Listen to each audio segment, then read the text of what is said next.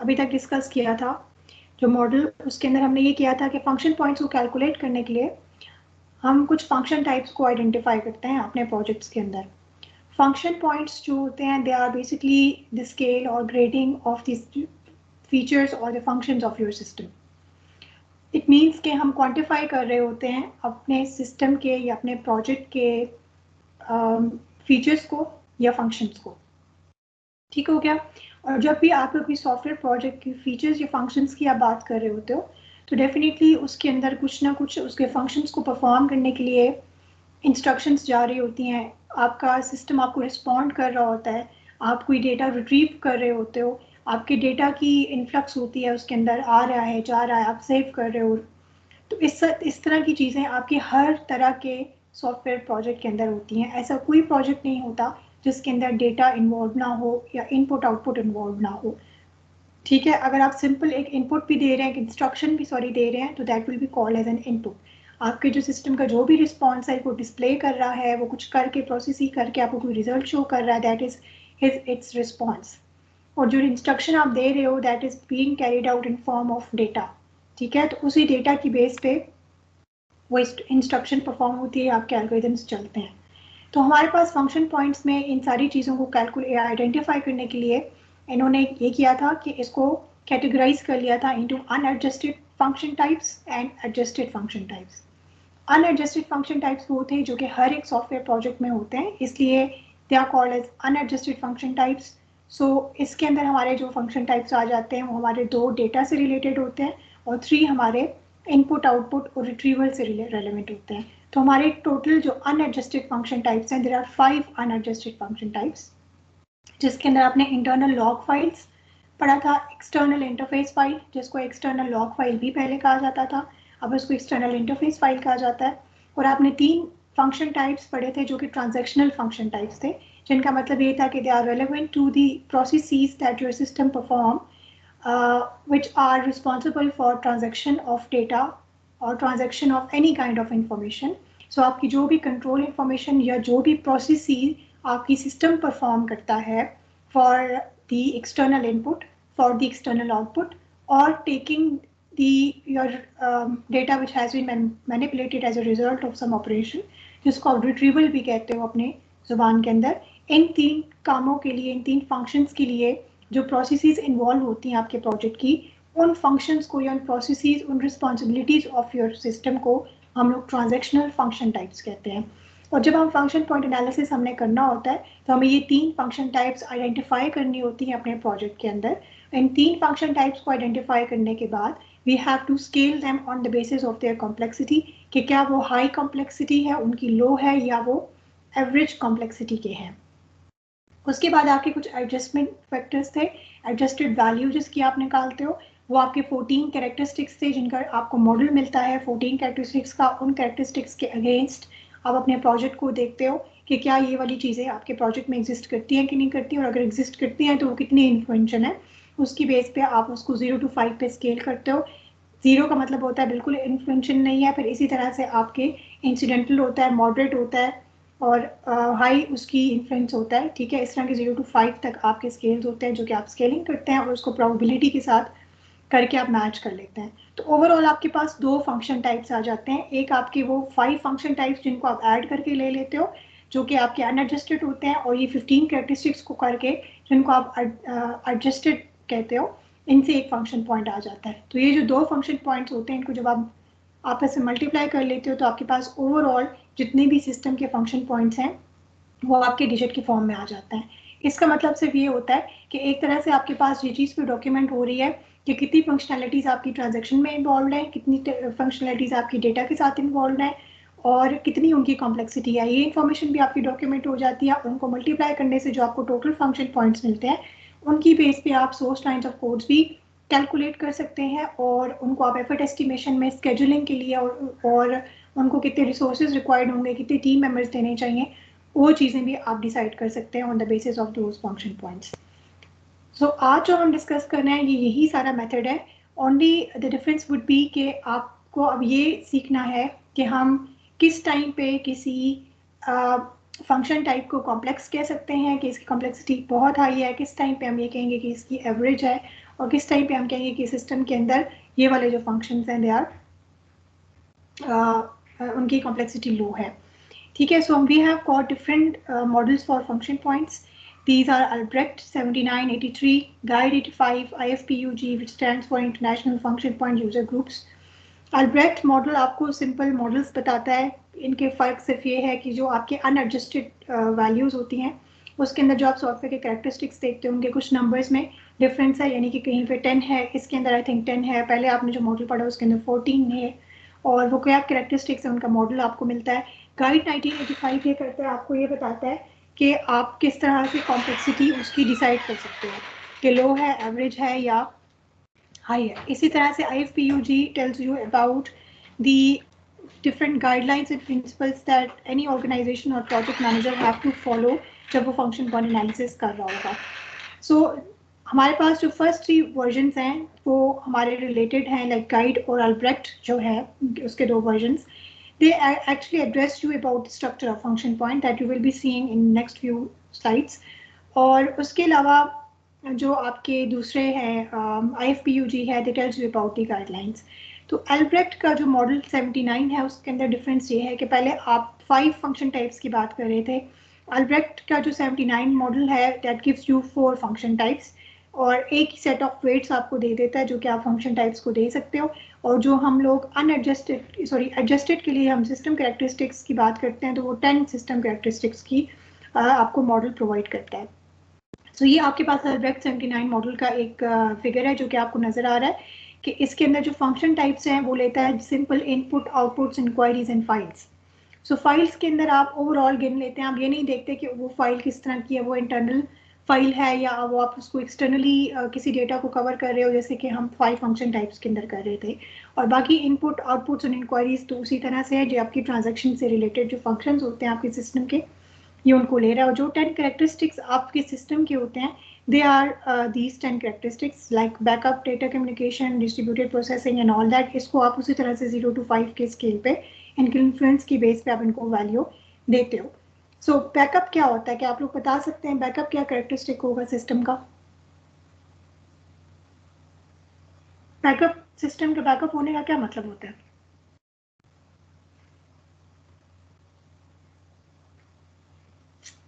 Ma'am उसका ये मतलब है कि हम अपना डाटा को जो है ना बैक एंड पे मतलब स्टोर कर रहे हैं, और अगर हमारे पास मतलब कोई मतलब कभी हम डिवाइस चेंज करते हैं या कुछ किसी और काम की वजह से जो है हमारा डाटा जो है ना करप्ट हो जाता है तो हम वहां से बैकअप कर लेते हैं. हाँ, मतलब आपके पास अगर डेटा की कोई आप लूज कर रहे हो अपना डेटा तो एटलीस्ट आप उसको रिट्रीव कर सकते हो. उस चीज़ को आप बैकअप कहते हो कि आपने जिस जगह पे उसको रखा होगा, जो भी प्रोसीजर आपने रखा हुआ होगा उसके बैकअप का, वो आपकी एक सिस्टम की क्वालिटी है. डेटा कम्युनिकेशन से आप लोग you will be well अवेयर्ड. Distributed processing क्या होती है? ICT पढ़ी है ना, उसके अंदर आप लोग पढ़ते हैं डिस्ट्रीब्यूटेड प्रोसेसिंग. क्या होती है डिस्ट्रीब्यूटेड? कंप्यूटर्स की टाइप्स में भी आप लोग पढ़ते हैं. What is distributed processing? हरी अब जल्दी से जवाब दें बच्चों. मैंने नाम कॉल करने शुरू किए, जवाब गलत दिया तो एब्सेंट मार्क होगी. खुद ही कोई जवाब दे दे. डिस्ट्रीब्यूटेड प्रोसेसिंग क्या होती है?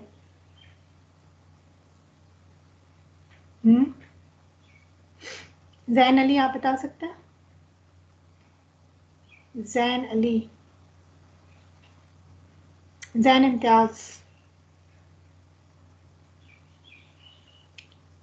जीशान अहमद.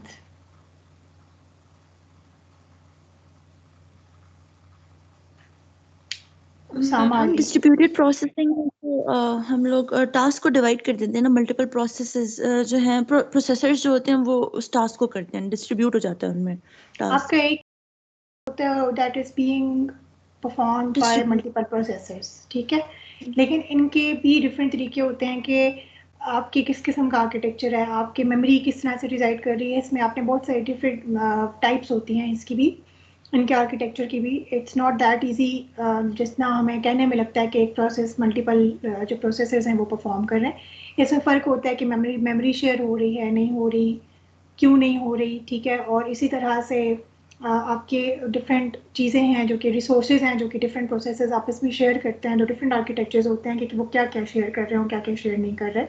सो if you can not recall if anybody of you, तो यू नीड टू सी, क्योंकि अगर मैं कल को आपको कोई सिनेरियो दे के कहती हूँ कि जी मुझे इसकी फंक्शन पॉइंट एनालिसिस करके दें, तो ये टेबल तो आपको गिवन होगा, लेकिन अगर आपको ये नहीं पता कि डिस्ट्रीब्यूटेड प्रोसेसिंग क्या होती है, तो फिर आप उसको स्केल भी नहीं कर सकते ना। आपको यही पता नहीं होगा कि आपके सिस्टम में ये एप्लीकेबल होगी कि नहीं होगी। So it means that you need to understand all these characteristics के ये क्या कहते हैं। कॉन्फ़िगरेशन किसे कहते हैं? कॉन्फ़िगरेशन किसे कहते हैं? बच्चा जल्दी जल्दी जवाब दें, क्लास का इतना टाइम नहीं होता। कॉन्फ़िगरेशन किसे कहते हैं?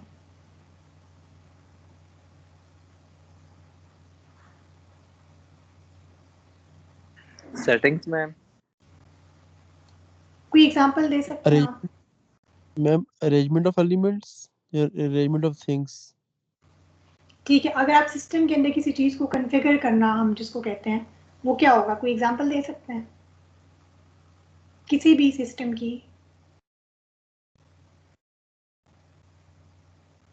जैसे किसी सिस्टम में प्लगइन्स वगैरह इंस्टॉल करने हो तो उसको पहले हम कॉन्फ़िग करते हैं, उसके बाद हमारा सॉफ्टवेयर जो है ना यस उस चीज़ को yes yes, that's an example, that's a good example. इस तरह की चीज़ें आपकी अगर प्रोजेक्ट के अंदर रिक्वायर्ड हैं जहाँ पे कॉन्फ़िगरेशन हो रही है, तो फिर आपको उसको आइडेंटिफाई करना आना चाहिए।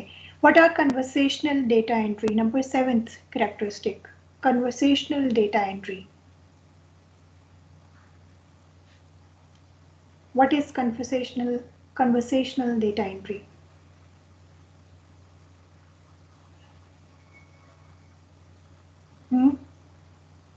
कन्वर्सेशनल क्या होगा? क्या मतलब है इसका? कन्वर्ट करना। तो डेटा एंट्री यानी कि इस तरह की इनपुट्स आप अगर अपने सिस्टम में दे रहे हैं जो जिसको उसका फॉर्मेट उसके फॉर्मेट को ट्रांसफॉर्म करना पड़ता है इनटू एनी अनदर फॉर्मेट, ठीक है, उसको हम लोग करते हैं conversational data entry. Similarly you have complex functions, like suppose जब आप खुद एज अ डिज़ाइनर या एज अ कोडर अगर आपको थोड़ा सा अंदाज़ा होता है किस किस्म का कोड होगा या आप क्या एल्गोरिथम्स यूज़ करेंगे, तो आप वहाँ से अंदाज़ा कर सकते हैं कि आपके फंक्शंस कितने कॉम्प्लेक्स हैं। और यहाँ पे फिर जब आप कैरेक्टरिस्टिक्स के अंदर इसको इन्फ्लुएंशियल दे रहे होते हो, रेट दे रहे होते हो, तो उसमें आपने ये देखना होता है कि कितने ज़्यादा इस तरह के फंक्शंस हैं। क्या बहुत ज़्यादा फंक्शंस हैं जो कि कॉम्प्लेक्स हैं आपके प्रोजेक्ट के अंदर, या एक आध है या कुछ है, तो उसकी बेस पे फिर आप उसको रेट कर सकते हो, ठीक है। और इंटरनल प्रोसेसिंग कॉम्प्लेक्स, इंटरनल जो आपकी सिस्टम किस तरह से प्रोसेस कर रहा है किसी फंक्शन को। देखें, एक फंक्शन की इम्प्लीमेंटेशन के लिए डिफरेंट मेथड्स हो सकते हैं, ठीक है, डिफरेंट एल्गोरिथम्स भी हो सकते हैं। उसके डेटा की जो आपकी डेटा फ्लो है वो भी आप डिफरेंटली डिज़ाइन कर सकते हैं। उसकी डेटा स्टोरेज डिफरेंटली डिज़ाइन हो सकती है, उसकी नेटवर्क की रिक्वायरमेंट्स डिफरेंट हो सकती हैं। यानी कि एक ही चीज़ को परफॉर्म करने के लिए डिफरेंट कोडर्स का डिफरेंट तरीका होता है, एल्गोरिथम्स डिफरेंट यूज़ हो सकते हैं। तो डिपेंड करता है कि आप एक फंक्शन परफॉर्म कर रहे हैं और आपने जो मेथड अप्लाई किया है, जो फंक्शंस आपने यूज़ किए हैं, उसकी वजह से वो प्रोसेसिंग किस तरह से हो रही है। क्या उसकी जो प्रोसेसिंग है वो कॉम्प्लेक्स हो गई है या वो कॉम्प्लेक्स नहीं है। फॉर एग्जांपल अगर आप अपने सिस्टम की इम्प्लीमेंटेशन की बात करें, किसी भी सिस्टम की इम्प्लीमेंटेशन की बात करें, तो उसके अंदर बहुत सारी चीज़ें इस तरह की होती हैं जो कि आपके सिस्टम में इम्प्लीमेंट करने के बहुत सारे मेथड्स हो सकते हैं, यानी बहुत सारे एल्गोरिथम्स हो सकते हैं, ठीक है। या लेट्स सपोज अगर आपकी डेटा की बात है, अगर आपने डेटा को एक्सेस करना है और आपका डेटाबेस किसी और प्रोसेसर पे पड़ा है, तो how would you create that network, how would you get that data, उसके लिए आप किस तरह से उन को एक्सेस करेंगे एक ऐसे सिस्टम को which is outside your systems application. और इसके बजाय आपके पास ये ऑप्शन भी हो सकती है कि आप उस डेटा को अपने सिस्टम के ऊपर ले आएँ।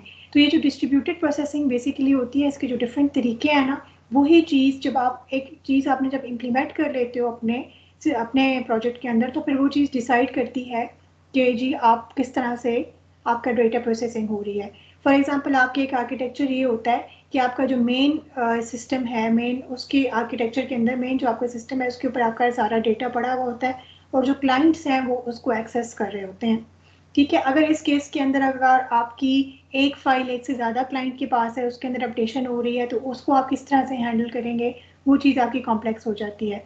अगर आपके प्रोजेक्ट की रिक्वायरमेंट इस तरह से है कि आपका फ्रिक्वेंटली डेटा जो है वो अपडेट होता है। इसके अलावा अगर आपने कोई और आर्किटेक्चर लगाया हुआ है जिसमें आपकी जो नंबर ऑफ लाइन्स अगर ज़्यादा हैं या अपडेशन से कोई इशू क्रिएट नहीं होता है, तो फिर इट मीन्स कि आपकी प्रोसेसिंग सेम ही फंक्शन है, ठीक है, डेटा रिट्रीव हो रहा है, डेटे की अवेलेबिलिटी की बात है, लेकिन डिफरेंट किस्म के आर्किटेक्चर की इम्प्लीमेंटेशन से कहीं पे वो कॉम्प्लेक्स हो जाता है और कहीं पे वो आसान हो जाता है। सो इसलिए मैं बार बार जब ये कह रही हूँ कि आपको ये पता होना चाहिए कि डिस्ट्रीब्यूटेड प्रोसेसिंग क्या होती है, या आपको ये पता होना चाहिए कि सिस्टम के आर्किटेक्चर्स क्या क्या होते हैं, तो इट मीन्स कि दैट्स वेरी इंपॉर्टेंट।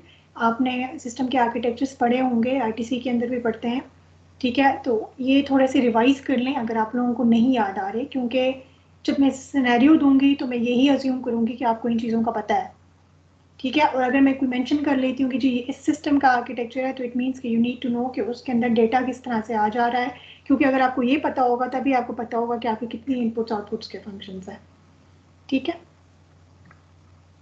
ओके, उसके बाद आपके एल्ब्रेक्ट 83 मॉडल आया है जिसने फंक्शन टाइप्स 3 आपको दिए हैं, 3 set of weights and 14 system characteristics, जिसकी बात हमने जिसका मैंने आपको एक मॉडल जो है वो लास्ट लेक्चर के अंदर कराया, दैट इज एल्ब्रेक्ट 83 मॉडल, ठीक है। उसके बाद हम आज जो डिस्कस करेंगे दैट इज गाइड 85।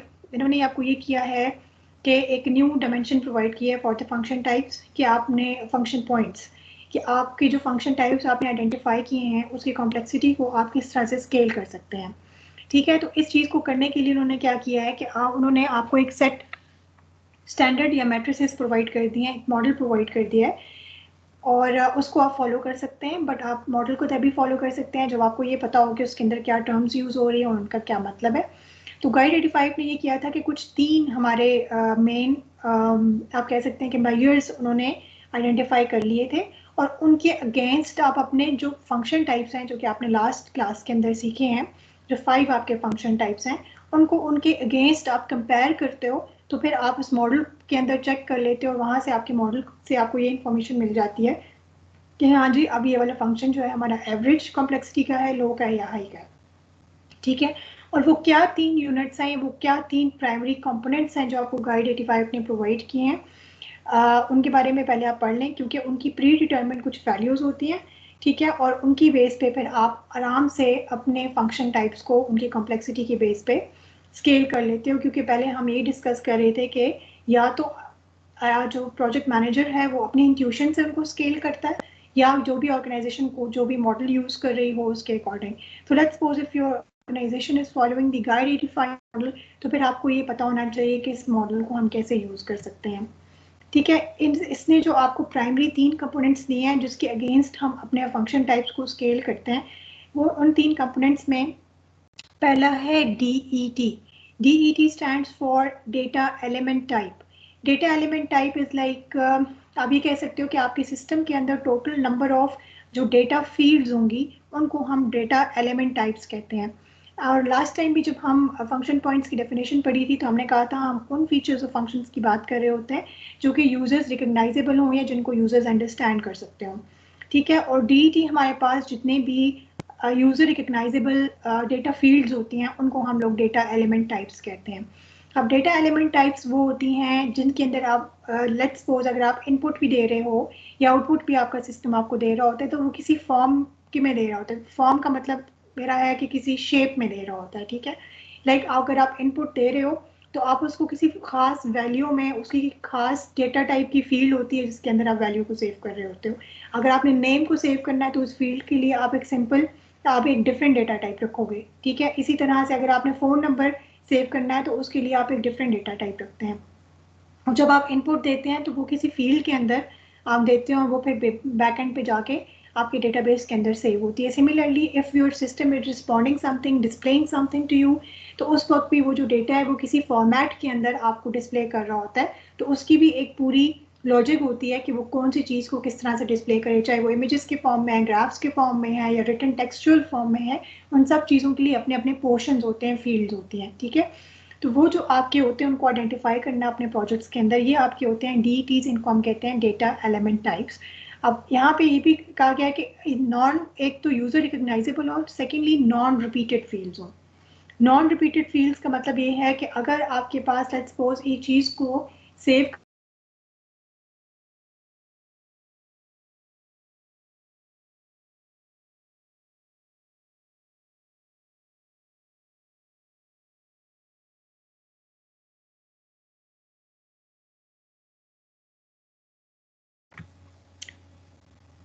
हाँ जी, अकाउंट नंबर को सेव करने के लिए आपके पास लेट्स सपोज के अकाउंट नंबर आपके प्रोजेक्ट के अंदर आप ज़्यादा दफ़ा या डिफरेंट फॉर्म्स में या डिफरेंट तरह के फंक्शंस के अंदर यूज़ हो रहा है, तो इट मीन्स कि एज एन इनपुट आपका या एज जब आप रिट्रीव करोगे तो उसको किसी न किसी फील्ड में आप सेव करोगे, लेकिन चूंकि आपकी जो डेटा एलिमेंट टाइप की हम बात कर रहे हैं तो इट मीन्स कि टाइप तो उसकी वही रहेगी ना। आप 3 दफ़ा 3 डिफरेंट फील्ड्स में कभी इनपुट के लिए कभी आउटपुट के लिए यूज़ करें या उसको प्ले कराने के लिए कहीं यूज़ करें, तो उसकी जो टाइप है एक ही फील्ड है जो कि डिफरेंट जगहों पे यूज़ हो रही होगी।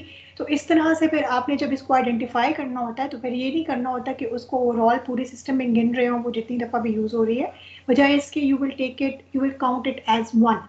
तो जो अकाउंट नंबर को सेव करेंगे आप, वो आपकी एक डेटा टाइप है, ठीक है, एक फील्ड है जो कि आप उसके लिए यूज़ कर रहे हैं। चाहे अगर आपका सिस्टम वर्क कर रहा है तो इनपुट के टाइम पे अलग फील्ड होगी, आउटपुट के टाइम पे देखने में अलग फील्ड होती है, तो उनको आपने अलग अलग से नहीं गिनना है। एक डेटा आइटम के लिए आप उसकी एक ही टाइप को गिनते हो, ठीक है, क्योंकि उसकी टाइप एक ही होती है। So we are talking about the data element type, right. Then next जो हमारी कंपोनेंट है जिसके अगेंस्ट हम फिर चीज़ों को कंपेयर करते हैं वो है RET।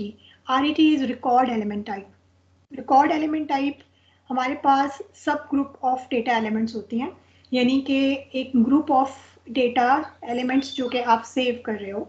तो अगर आप लोग अपने फंक्शन टाइप्स याद करें तो उसके अंदर हमने उसी वक्त कहा था कि हमारे जो अनएडजस्टेड फंक्शन टाइप्स हैं उसके अंदर 2 हमारे डेटा फंक्शन टाइप्स हैं और 3 हमारे ट्रांजैक्शन फंक्शन टाइप्स हैं, राइट। तो जो 2 डेटा फंक्शन टाइप्स हैं फिर वही हमारे रेलेवेंट होंगे RET के साथ। क्यों? क्योंकि उसके अंदर हमने एक पढ़ा था इंटरनल लॉजिकल फाइल जो कि उन डेटा एलिमेंट्स को या कंट्रोल इंफॉर्मेशन को रख रहा था which was internal to the systems boundary. And then we have external interface आपका था जिसके अंदर आप क्या रख रहे थे, एक्सटर्नल इंटरफेस फाइल EIF जिसको आप कहते हैं, उसके अंदर आपका वो डेटा था जिसको आपकी जो आपकी जो एप्लीकेशन है वो लेट्स सपोज सेंड कर रही है आउटसाइड इट्स एप्लीकेशन, ठीक है, जो रिस्पॉन्ड कर रही है और वो डेटा आपका आउटसाइड द एप्लीकेशन बाउंड्री जा रहा है उसको हम EIF कह रहे थे। तो इट मीन्स कि यही 2 हमारी फंक्शन टाइप्स हैं which are relevant with the data. So when we will be talking about the record element types तो इट मीन्स कि हम इन्हीं फाइल्स को बेसिकली एक्सेस कर रहे होंगे ना रिकॉर्ड के लिए। आपके अगर कोई चीज़ डिस्प्ले हो रही है, फॉर एग्जांपल अगर हमने लाइब्रेरी मैनेजमेंट सिस्टम की बात की थी और उससे हमने ये कहा था कि EIF ऑपरेशन की या प्रोसेसिंग की ये एग्जांपल हो सकती है लेट्स सपोज के आपकी लिस्ट ऑफ बुक्स हैं या लिस्ट ऑफ कैटेगरीज हैं जो कि उसके अंदर रखी हुई हैं, ठीक है। तो वो रिकॉर्ड जो है वो बेसिकली आपके डेटा पे ही जा रहा है और जो डेटा है वो आपका यही EIF या ILF के अंदर मौजूद होता है। तो जो आपके रिकॉर्ड एलिमेंट टाइप्स हैं वो आपकी रेलेवेंट होती हैं ILF के और EIF के। तो ये आपके लिए समझना बड़ा आसान हो जाएगा कि हमने जो 5 फंक्शन टाइप्स पढ़ी हैं उनमें से जो हमारी डेटा फंक्शन टाइप्स हैं जो कि ILF और EIF हैं, इनको हम RET और DET के अगेंस्ट देखते हैं, क्योंकि रिकॉर्ड भी आपके डेटा से रेलेवेंट होता है और जो डेटा एलिमेंट टाइप है वो तो है ही कि आप जो डेटा की टाइप है जो कि आप सेव कर रहे हो या यूज़ हो रही है। तो आपका ये जो DET होता है this is common against all the models. आपको ये जो ये चीज़ मैं आपको आगे चल के बताती हूँ। FTR क्या होता है पहले आप देख लें definition. FTR is a file type referenced. File का मतलब यहाँ पे कोई एक्सेल या वर्ड की फाइल नहीं होगी। इट मीन्स कि हम ओवरऑल हर उस मीडियम को फाइल कह रहे हैं जिसके ऊपर हमारा डेटा सेव होता है, जहाँ से हमारा डेटा अगर पड़ा है तो हम उसको एक्सेस करते हैं, उसको रिट्रीव करते हैं, जिसके ऊपर हम सेव करते हैं और हमारे डेटा बेस से जो हमारे रीड राइट मैनिपुलेट इस तरह के जो सारे फंक्शंस हैं उसकी पोजीशन पे उस मीडियम पे जाके होते हैं, उस चीज़ को हम कहते हैं फाइल रेफरेंस टाइप। तो FTR जो होता है this is called as file reference type. और जब हम इसको काउंट करते हैं तो हम ये देखेंगे कि कितनी हमारी फाइल जो है वो लॉजिकल फाइल्स हैं जो कि हमारी किसी एक फंक्शन या एक ट्रांजैक्शन के अंदर वो यूज़ हो रही हैं, हमें एक्सेस करनी पड़ रही हैं या हमें उसको रीड राइट मैनिपुलेट या किसी भी किस्म का इसमें से कोई फंक्शन परफॉर्म करना पड़ रहा है। तो इट मीन्स हमें उतनी दफ़ा उस फाइल को एक्सेस करना पड़ रहा है। तो एक फंक्शन को परफॉर्म करने के लिए how many files actually we are being how many files are actually being accessed, this is called as FTR. So ये 3 कंपोनेंट्स हैं, ये आपके अगले मॉडल में यूज़ होंगे। गाइड 85 आपको ये 3 कंपोनेंट्स बताता है और कहता है कि आपके जो एडजस्टेड फंक्शन टाइप्स हैं उनको आप इनके अगेंस्ट चेक करो तो आप स्केल कर सकते हो। सो ये आपको ये मैं बता दूं कि guide 85 provides you the model for scaling in terms of two-dimensional matrices. Two-dimensional matrices means that you have rows and you have columns, horizontal and vertical, right? So इसके अंदर ये होता है कि उस मैट्रिक्स के जो horizontal है उसके सारे मॉडल्स में horizontal पे हमारा DET एग्जिस्ट करते हैं. DET का मतलब ये है कि आपकी डेटा एलिमेंट्स टाइप है. और मैंने आपको कहा है कि कोई भी सॉफ्टवेयर प्रोजेक्ट, डेफिनेटली सॉफ्टवेयर का कोई भी फंक्शन आपका डेटा के बगैर नहीं होता. इट मीन्स कि अगर आप कोई सिंपल इंस्ट्रक्शन भी दे रहे हो तो इट मीन्स कि आपकी instruction in the form of data जा रही है और वो प्रोसेस होती है उसके बाद. ठीक है, तो DET आपका इस तरह के कॉमन फंक्शन है जो कि आपके इस मॉडल के सारे मैट्रिसेस के ऊपर ऑन हॉरिजॉन्टल लाइन एग्जिस्ट करता है. अब उसके बाद आपने सिर्फ चूज ये करना होता है कि आपकी वर्टिकल लाइन पे FTR होना चाहिए या RET होना चाहिए, डिफरेंट जो आपने 5 फंक्शन टाइप्स के लिए किए हैं सबके लिए. ठीक है, तो आपके लिए ये एक मैट्रिक्स है, ये आपको अवेलेबल होता है. This matrix is for internal logical file and ELF is stands for external logical file, या EIF भी हो सकता है, external interface file. So ILF and ELF में अगर आप मुझे ये बताएं कि ILF क्या था, ILF क्या हो सकता है. लाइब्रेरी मैनेजमेंट सिस्टम के ऊपर हमने डिस्कस किया था ILF. तो कैन यू प्लीज रिकॉल कि एक लाइब्रेरी डेटाबेस मैनेजमेंट सिस्टम के अंदर इंटरनल लॉजिकल फाइल्स कौन सी होंगी? हरी अब जल्दी से रिस्पॉन्ड करें. लास्ट लेक्चर के अंदर मैंने आपको बताया था. वैसे जनरली बता दें कि इंटरनल लॉजिकल फाइल्स किसी सिस्टम की क्या होती हैं. मैम सारा इंटरनल डेटा होता है हमारे पास Yes, वो एंटिटीज डेटा की जो फॉर्म कि में. यस वो एंटिटीज या वो डेटा जो कि विद इन द एप्लीकेशन आपका सेव्ड है. ठीक है, उस चीज़ को आप इंटरनल लॉजिकल फाइल कहते हैं. सो लाइब्रेरी डेटाबेस मैनेजमेंट सिस्टम के अंदर आपका जो लेट्स सपोज कि आपने जो पूरी information about the categories, about the shelves, about the books, their title, numbers, ये सारी चीज़ें जो आपने रखी हुई हैं, दैट इज कॉल्ड, उन फाइल्स को हम लोग कहेंगे इंटरनल लॉजिकल फाइल्स. ठीक है, ELF क्या होता है? ELF एक्सटर्नल लॉग फाइल या EIF जिसको हम एक्सटर्नल इंटरफेस फाइल भी कहते हैं. So what is that? External interface file आपकी वो फाइल होती है या वो आपका डेटा होता है जिसको एक्सेस करना पड़ता है सिस्टम को आउटसाइड इट्स बाउंड्री. उसको हम लोग ELF कहते हैं या EIF कहते हैं. तो लाइब्रेरी मैनेजमेंट सिस्टम के अंदर आपका इस तरह का कौन सा डेटा होगा जो कि एप्लीकेशन से बाहर है और आपकी एप्लीकेशन को उस प्रोसेसिंग को परफॉर्म करने के लिए किसी और एप्लीकेशन को एक्सेस करना पड़ता है? कुछ याद है? बताया था मैंने इसकी एग्जांपल भी. मैम पेमेंट के लिए कर सकते हैं क्योंकि हम लोग को बैंक वगैरह को एक्सेस करना पड़ता है. यस बिल्कुल. अगर आप बोरो कर रहे हैं या रेंट कर रहे हैं उसकी जो आप पेमेंट, अगर आपने ऑनलाइन पेमेंट का कोई मॉड्यूल रखा हुआ है तो आपका सिस्टम, आपकी एप्लीकेशन तो लाइब्रेरी मैनेजमेंट सिस्टम है, उसका पेमेंट के साथ तो ताल्लुक नहीं है. आप एक उसको इंटरफेस प्रोवाइड करते हैं लेकिन जो ट्रांजैक्शन होती है बेसिकली वो तो बैंक ही परफॉर्म कर रहा होता है ना, आपकी एप्लीकेशन तो नहीं परफॉर्म कर रही होती. तो वो जो ट्रांजैक्शन आपका बैंक परफॉर्म कर रहा है, फिर इट मीन्स के your application has to access that interface, external interface. ठीक है, या अगर आपका ये तो एक्सटर्नल इंटरफेस हो जाएगा क्योंकि आप एक्सटर्नल इंटरफेस को एक्सेस कर रहा है.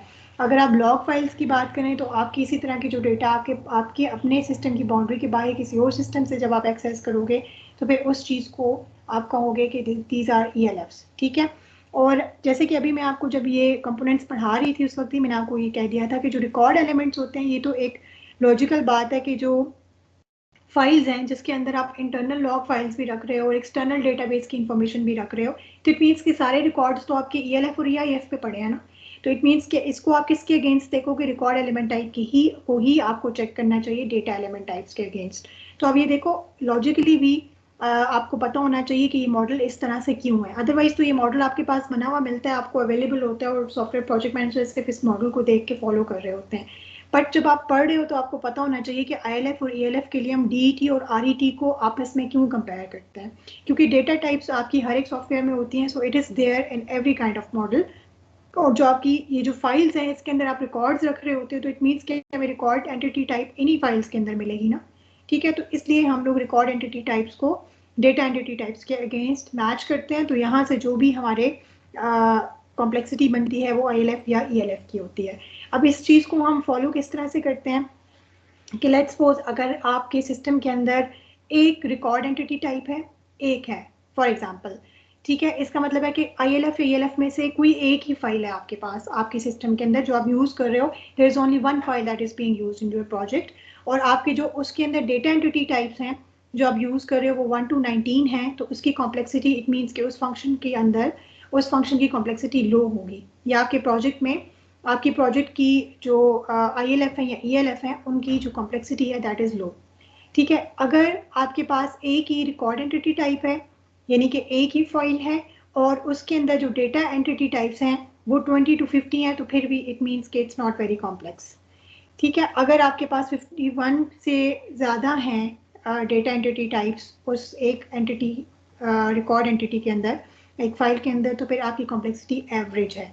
So that is how you basically follow this model. I hope कि आपको समझ आ रही होगी कि हम किस तरह से, जैसे आप किसी आम मैट्रिक्स को 0 0 0 1 0 2 फिर 1 1 इसके इस तरह से हर पोजीशन को कंपेयर करते हो, उसी तरह से आप यहाँ पे भी कंपेयर कर रहे हो। इट मीन्स के फॉर एग्जांपल एक और लाइक आपके प्रोजेक्ट के अंदर अगर 2 3 4 या 5 रिकॉर्ड एंटिटी टाइप्स हैं और उसको फिर आप इनके अगेंस्ट देखोगे कि उसके अंदर डेटा एलिमेंट टाइप्स कितनी है, तो इट मीन्स कि एक्चुअली आप प्रोजेक्ट के अंदर पहले अपने डेटा एंटिटी टाइप्स को भी वो कर रहे हो, आइडेंटिफाई कर रहे हो, और अपनी RETs को भी आइडेंटिफाई कर रहे हो। तो RETs आपकी क्या थी? RETs आपकी रिकॉर्ड एलिमेंट टाइप्स थे, ठीक है, यानी कितने टाइप्स ऑफ फाइल्स आप यूज कर रहे हैं, ठीक है, कितने टाइप ऑफ फाइल्स आपकी यूज हो रही हैं या कितनी फाइल्स आपकी यूज हो रही हैं, चाहे वो इनपुट की हैं चाहे वो एक्सटर्नल की हैं, ठीक है। तो ILF भी कर रहे हो या EIF कर रहे हो, अगर आप ILF करोगे तो फिर आप इंटरनल लॉजिकल फाइल्स को गिन रहे होगे RET के लिए, और अगर आप इसके लिए उसकी कॉम्प्लेक्सिटी देख रहे होगे EIF के लिए, तो फिर आप EIF की फाइल्स जो है एक्सटर्नल इंटरफेस फाइल या एक्सटर्नल लॉग फाइल्स जो है फिर आप उनको कैलकुलेट कर रहे होगे, काउंट कर रहे होगे, ठीक है। इसी तरह से हमारा जो नेक्स्ट 3 ट्रांजैक्शनल टाइप्स थे, फंक्शन टाइप्स थे, वो थे जी external interface, external output and external inquiry. उसके अंदर जो एक्सटर्नल इनपुट था वो क्या था कि ऐसी इनपुट जो कि आप फंक्शन की बाउंड्री के बाहर से एक्सटर्नल टू द सिस्टम आप सिस्टम के अंदर भेज रहे हैं, ऐसी सारी कंट्रोल इंफॉर्मेशन या वो सारी प्रोसेसेस जो कि आपका सिस्टम परफॉर्म करता है to take that input external from its boundary, तो वो सारी प्रोसेसेस और उन सारे कंट्रोल इंफॉर्मेशन को हम लोग एक्सटर्नल इनपुट कहते हैं। इसमें मैंने आपको लाइब्रेरी मैनेजमेंट सिस्टम की एग्जांपल दी थी कि लेट्स सपोज अगर आप जो डेटा आपके लेट्स सपोज मेंबर्स इंक्लूड हो रहे हैं और आप मेंबर्स के डेटा के अंदर मेंबर की इंफॉर्मेशन डाल रहे हैं, मेंबर का कार्ड नंबर जनरेट हुआ है, एक मेंबर बना है, उसने इंफॉर्मेशन दी, उसका जब वो मेंबर बन गया उसको मेंबर कार्ड इशू हुआ, तो वो इन्फॉर्मेशन देन आप ऑथेंटिक है तो अब आप उसको डाल सकते हो। तो अब मेंबर कार्ड नंबर अपने सिस्टम के अंदर आउटसाइड इट्स एप्लीकेशन एक न्यू इन्फॉर्मेशन डाल रहे हो, दैट वाज उसके अंदर जो प्रोसेस ही आपकी इन्वॉल्व होगी आपके सिस्टम के अंदर, उसको हम EI कहेंगे। तो एक बात याद रखेंगे, जब हम डेटा फंक्शन टाइप्स की बात कर रहे होते हैं तो we are actually talking about the static data elements, ठीक है। When we are talking about the transactional function types, तो as the name indicates transaction आपकी कोई सिस्टम की प्रोसेस ही कर रही होती है, तो हम उसमें सिस्टम के फंक्शंस को देख रहे होते हैं जो कि ट्रांजैक्शन में इन्वॉल्व होते हैं, जो कि इनपुट में, आउटपुट में, रिट्रीवल में इन्वॉल्व होते हैं, ठीक है। तो ये चीज़ आपको पता होनी चाहिए कि जब हम 3 ट्रांजैक्शनल फंक्शन टाइप्स की बात कर रहे होते हैं तो आइडेंटिफाई करते वक्त we will have to look for that transaction that takes place या that process of the system that takes place to carry out that transaction. तो हम प्रोसेस को बेसिकली आइडेंटिफाई कर रहे होंगे। तो अगर आपको ये पता है कि आइडेंटिफाई किसको कर रहे होंगे, only then you can identify it well, right. So external input जो है, ये देखें जैसे मैंने आपको बताया था हॉरिजॉन्टल पे आपकी हमेशा डेटा एलिमेंट टाइप्स आ जाते हैं, और एक्सटर्नल इनपुट के लिए आप FTR यूज कर सकते हो। इसी तरह से एक्सटर्नल आउटपुट और एक्सटर्नल इंक्वायरी के लिए भी आप FTR यूज करते हो। इसकी क्या वजह है?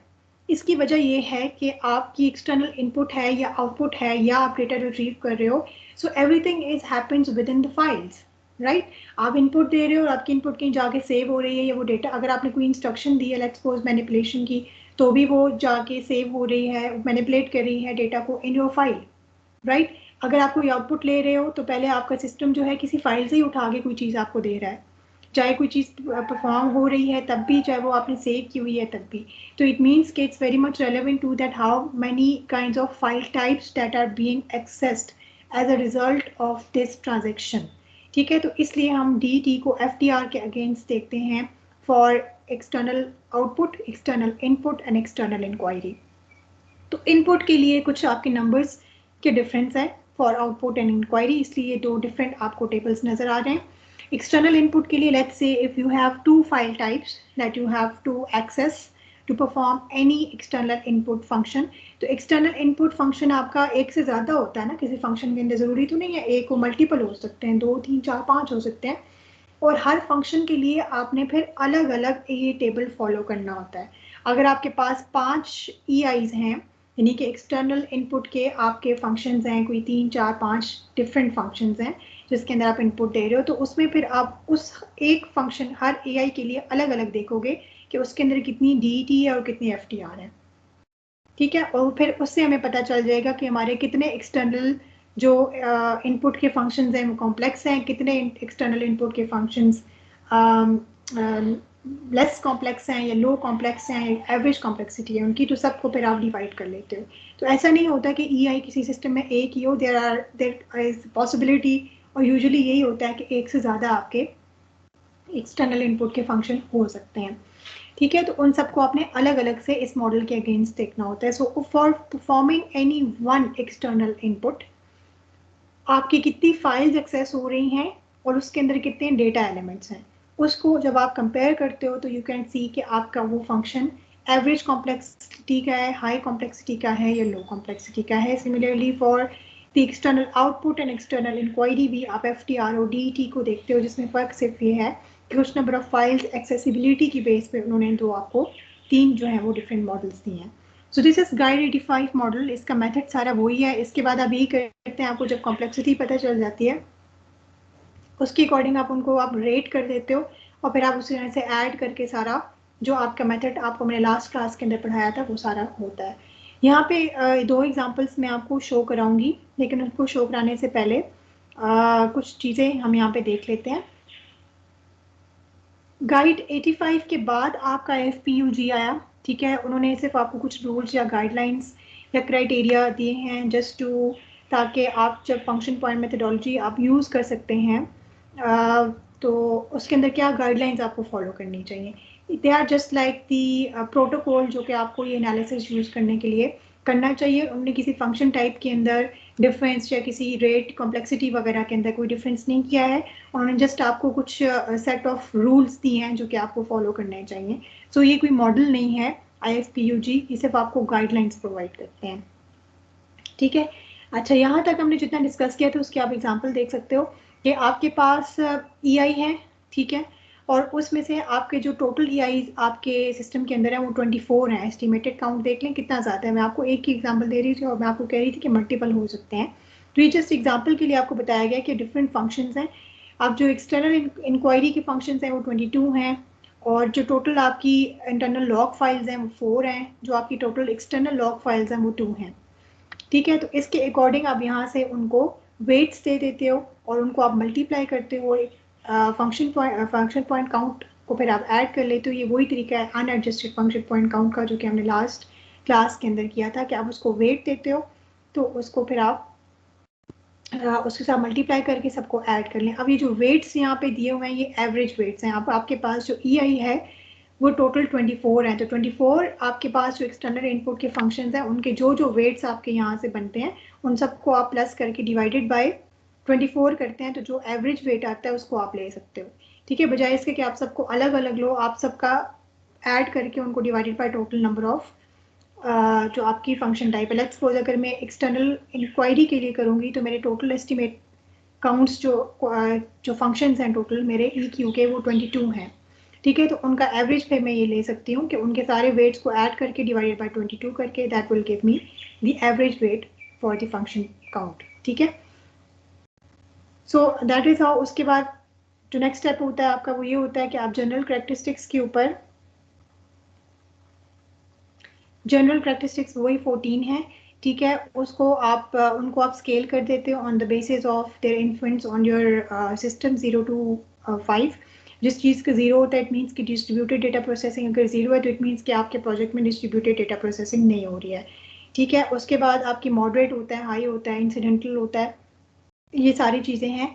उनको इसी तरह से जैसे लास्ट उसके अंदर मैंने बताया था, यहाँ पे मैंने आपको नंबर्स ऐड करके बता दिया है ये आपने स्केलिंग कर ली, ये आपका जो प्रोजेक्ट मैनेजर है उसको पता होता है कि उसका सिस्टम किस टाइप का है, ठीक है। तो आपको पता है कि आपकी ऑनलाइन अपडेट हो रही है नहीं हो रही है, आपका सिस्टम रीयूजेबल होगा नहीं होगा, ठीक है। इंस्टॉलेशन करनी है आपकी सिस्टम की कितनी आसान है, उसकी बेस पे आप कॉम्प्लेक्सिटी कर सकते हो। तो ये सारी इंट्यूशन की बेस पे कॉम्प्लेक्सिटी आपकी होती है, और इंट्यूशन की बेस पे आपकी मोस्टली सही होनी चाहिए, क्योंकि जब आप एक डेवलपर हैं, आपको अंडरस्टैंडिंग है, आप सिस्टम डेवलप कर रहे हैं, तो फिर आपको पता होना चाहिए कि आपको क्या रेट करना चाहिए, या आपके ख्याल में ये चीज़ कितनी इन्फ्लुएंशियल है या कितनी एग्जिस्ट करती है आपके सिस्टम के अंदर, ठीक है। और इसको हम एडजस्टेड वैल्यू इसलिए कहते हैं कि हम इसको एडजस्ट करते हैं विद इट्स प्रोबेबिलिटी, ठीक है। जैसे कि यहाँ पे हमने 0.01 प्लस 0.65 के साथ एडजस्ट किया था। इसका मतलब ये है कि हमारी जो वैल्यू यहाँ पे हम एस्टिमेट कर रहे हैं, एडजस्टेड वैल्यू, वो एडजस्ट हो सकती है। बेसिकली हम ये कह सकते हैं कि यहाँ जो हमने जनरल कैरेक्टरिस्टिक्स को स्केलिंग की है वो एडजस्ट हो सकती है इतने % ऊपर या नीचे। तो जो भी प्रोबेबिलिटी आपको गिवन होती है, अगर आपकी ऑर्गेनाइजेशन किसी और प्रोबेबिलिटी की बात करिए तो आप उसको यहाँ पे फार्मूला में अकॉर्डिंगली, जैसे आप स्टैटिस्टिक्स में यूज़ करना आपको आना चाहिए वैसे आप यूज़ कर सकते हैं। अदरवाइज इस मॉडल के अंदर जो आपको दी गई है दैट इज़ 0.65, ठीक है। आगे आप जो मॉडल्स देखेंगे उसमें पे प्रोबेबिलिटी में थोड़ा सा डिफरेंस आ जाता है। तो डिपेंड करता है आप जो भी मॉडल यूज़ करें उसका फार्मूला आपके पास होता है, आपको सिर्फ चीज़ों को आइडेंटिफाई करके उनकी कॉम्प्लेक्सिटी को रेट करना है, बाकी सारी चीज़ें आपके पास अवेलेबल होती हैं और उसके अकॉर्डिंग फिर आप उनको रेट भी कर सकते हो, और उसके बाद आपने सिर्फ प्लस करके उनको according to the probability find out करना होता है कि आपके पास फंक्शन काउंट कितना आ गया है। कुछ प्रॉब्लम्स हैं फंक्शन पॉइंट्स के साथ जो कि मैं आपके साथ ऑलरेडी भी डिस्कस कर चुकी हूँ। अभी तक हमने जितने भी मॉडल्स पढ़े हैं फंक्शन पॉइंट के, these were basically developed for the information systems, जो सिंपल इंफॉर्मेशन सिस्टम्स हैं, जो कि डेटा ड्रिवन टाइप एप्लीकेशंस होती हैं आपकी। जो आपके रियल टाइम सिस्टम्स या आर्टिफिशियल इंटेलिजेंस के सिस्टम्स हैं या एम्बेडेड सिस्टम्स होते हैं, उनके ऊपर कहते हैं कि जी फंक्शन पॉइंट एनालिसिस वो ठीक नहीं होती है। जो अभी तक हमने मॉडल पढ़ा है वो it's not very well applicable on the embedded systems or the real time system, ठीक है। क्योंकि आर्टिफिशियल इंटेलिजेंस के लेट्स सपोज आपके पास अगर कोई इस तरह के प्रोजेक्ट्स हैं तो उसमें यूजुअली आप ये काम कैसे करेंगे या उसकी कॉम्प्लेक्सिटी क्या होगी, वो चीज़ डिसाइड करना एक सॉफ्टवेयर प्रोजेक्ट मैनेजर के पार्ट पे एक रिलायबल आप उसको स्केलिंग नहीं कर सकते हैं, ठीक है।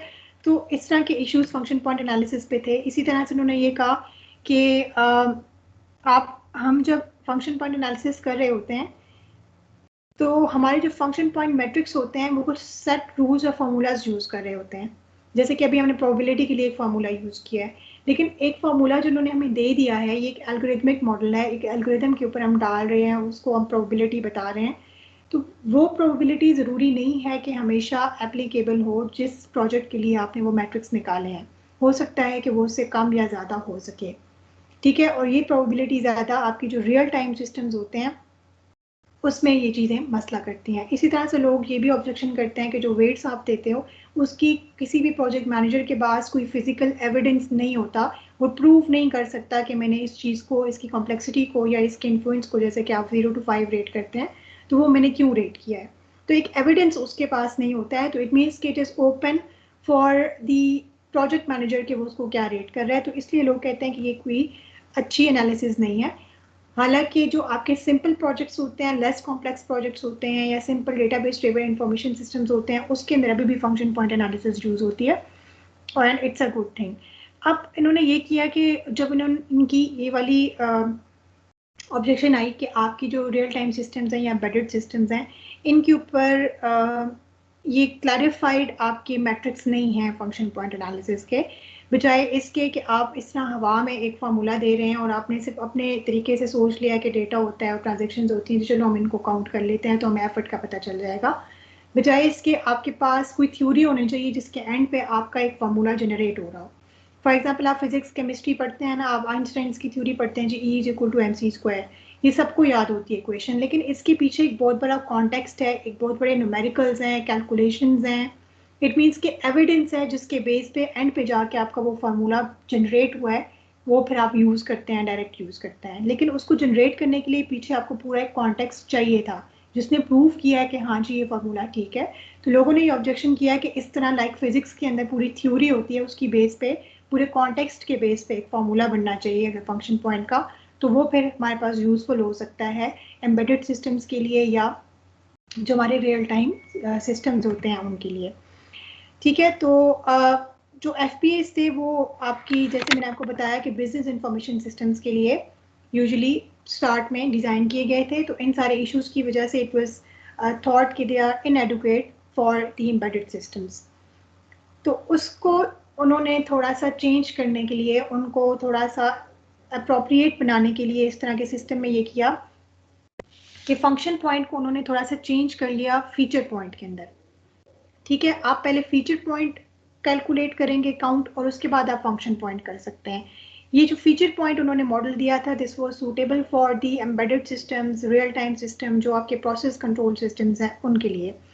फीचर पॉइंट ये था कि we are actually counting a new metric algorithms, कि आप क्या एल्गोरिथम्स यूज़ कर रहे हैं या कितने एल्गोरिथम्स यूज़ कर रहे हैं। और जो बच्चे आप लोगों में से आर्टिफिशियल इंटेलिजेंस वगैरह पे आप लोग मेरे सेमेस्टर में पढ़ भी रहे हैं, उसमें भी आप काम करें, देखिए हर चीज़ के कितने डिफरेंट किस्म के एल्गोरिथम्स होते हैं। आपके सर्चिंग के डिफरेंट एल्गोरिथम्स हैं, आपकी मशीन ट्रेनिंग फिर आपको फिर लेट्स सपोज करानी पड़ती है।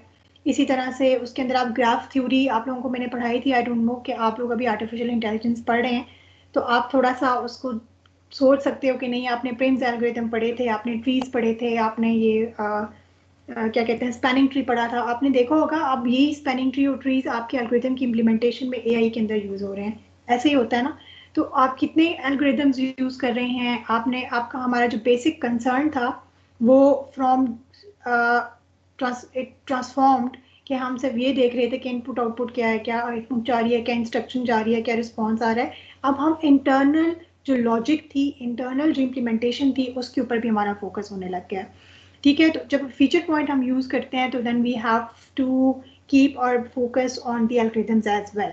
तो ये एक नया काउंट था जो कि पहले इन्वॉल्व नहीं था फंक्शन पॉइंट के अंदर।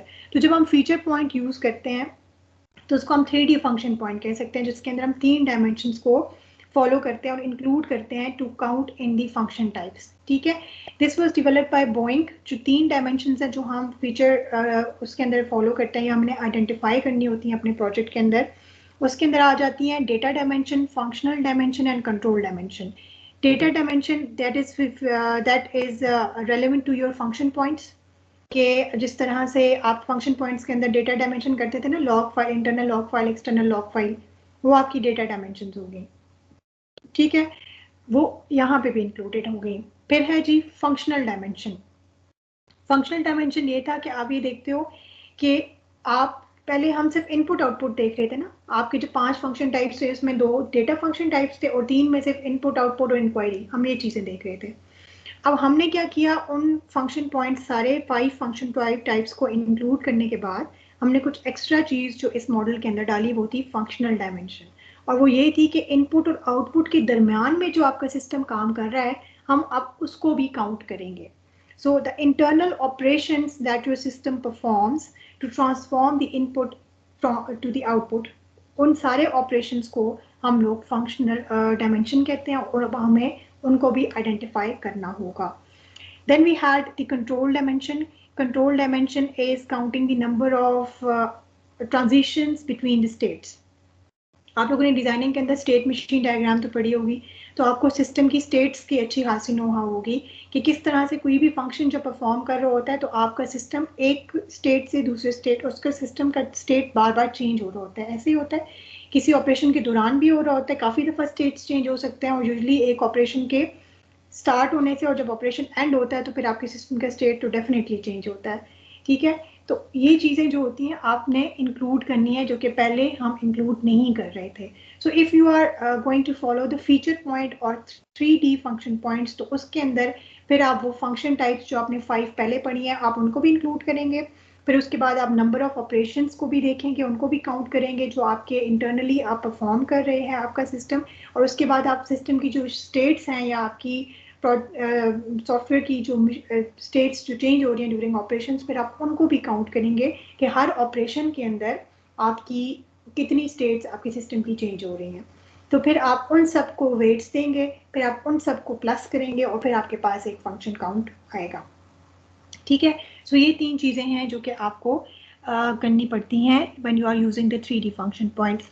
So before actually I take you to the next slide, I will ask you a question about the system that we have discussed before, the payroll system. आप लोगों को याद होगा हम लोगों ने एक पेरोल सिस्टम की बात की थी जो कि एक किसी कॉलेज के अंदर उसके एम्प्लॉयज़ की, उसके स्टाफ की, उसकी फैकल्टी की, यानी कि ऑल ओवर पूरे एम्प्लॉयज़ की पेरोल सिस्टम की रिस्पॉन्सिबिलिटी सिर्फ ये थी कि वो डेटा एम्प्लॉयज़ का ले फ्रॉम एनी अदर एप्लीकेशन, जो कि ज़ाहिर कॉलेज की अपनी तो कोई एप्लीकेशन या डेटाबेस होगा ना जिसके अंदर उन्होंने सारा इंफॉर्मेशन रखी हुई होगी अपने एम्प्लॉयज़ की, तो वहाँ से वो उनका डेटा ले और उसके बाद ऑन द बेसिस ऑफ कि how much they had work, on the basis of their time sheet जो कि वो प्रोवाइड करेंगे कि हम इस दिन पे प्रेजेंट थे और हमने इतने वर्किंग आवर्स लगाए हैं, उसकी बेस पे सैलरीज जनरेट करके दे।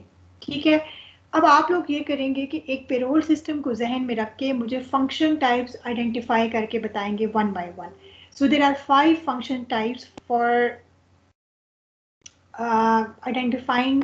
First you will identify the 2 data function types, जिसके अंदर आप मुझे पहले इंटरनल लॉजिकल फाइल्स के बारे में बताएं, आइडेंटिफाई करके कि एक पेरोल सिस्टम के अंदर जिसका सिनेरियो मैंने अभी आपको बताया है, उसकी इंटरनल लॉग फाइल्स में आप कौन सी फाइल्स को आइडेंटिफाई करेंगे। हाँ जी, आप लोगों से पूछ रही हूँ इसलिए जल्दी से जवाब दें।